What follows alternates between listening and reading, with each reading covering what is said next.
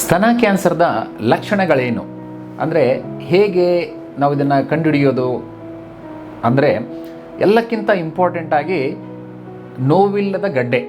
ಸುಮಾರು ಜನ ನಮ್ಮ ಪೇಷಂಟ್ಸ್ಗಳು ಏನು ಅನ್ಕೊತಾರೆ ಅಂದರೆ ನನಗೆ ಗಡ್ಡೆ ಇತ್ತು ಬಟ್ ಏನು ನೋವು ಮಾಡ್ತಾ ಇರಲಿಲ್ಲ, ಏನೂ ತೊಂದರೆ ಕೊಡ್ತಾ ಇರಲಿಲ್ಲ, ಅದಕ್ಕೆ ವೈದ್ಯರ ಹತ್ರ ಬರಲಿಲ್ಲ ಅಂತ. ಮೋಸ್ಟ್ ಆಫ್ ದ ಟೈಮ್ಸು ಏನಂದರೆ ಕ್ಯಾನ್ಸರ್ ಗಡ್ಡೆಗಳು ನೋವಿರದೇ ಬರೋದು. ನೋವು ಬರ್ತಾ ಇದೆ ಅಂದರೆ ಅದು ತುಂಬ ಲೇಟ್ ಸ್ಟೇಜ್ ಆಗಿರುತ್ತೆ, ಅಥವಾ ಅದು ಕ್ಯಾನ್ಸರ್ ಇರದೆ ಬೇರೆ ರೀಸನಿಂದ ಗಡ್ಡೆ ಆಗಿರ್ಬೋದು, ಇನ್ಫೆಕ್ಷನಿಂದ ಗಡ್ಡೆ ಆಗಿರ್ಬೋದು. ಅದಕ್ಕೋಸ್ಕರ ನೋವಿರದೇ ಇರೋ ಗಡ್ಡೆ ಇದ್ರೇ ಅದು ಡೇಂಜರಸ್ಸು. ಅಂದರೆ ಅದನ್ನು ಇವ್ಯಾಲ್ಯುವೇಟ್ ಮಾಡಬೇಕು ನಾವು, ಅದು ಕ್ಯಾನ್ಸರ್ ಇದೆನೋ ಇಲ್ವೋ ಅಂತ.